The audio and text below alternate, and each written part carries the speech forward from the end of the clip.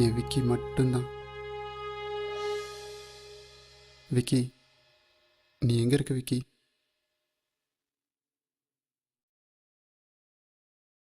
Cycle. பொதுவாகவே சைக்கிள்னு சொன்னால் போக்குவரத்துக்கு உபயோகப்படுத்துகிற வாகனமாகவும் தங்களோட எடையை சுமக்கிற ஒரு எந்திரமாகவும் மட்டும்தான் நினைப்பாங்க. ஆனால் என் விக்கி அப்படி இல்லை. என்னை ஒரு ஃப்ரெண்டு மாதிரி நினச்சான்.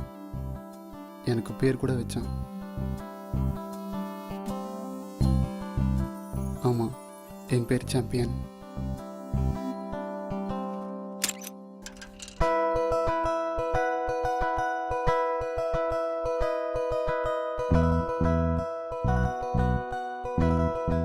நீங்கள் ஆசைப்படுற பொருள் உங்களுக்கு சுலபமாக கிடைச்சிட்டா அதோட அருமை தெரியாது. விக்கிக்கு நினச்ச உடனே சைக்கிள் கிடைக்கல.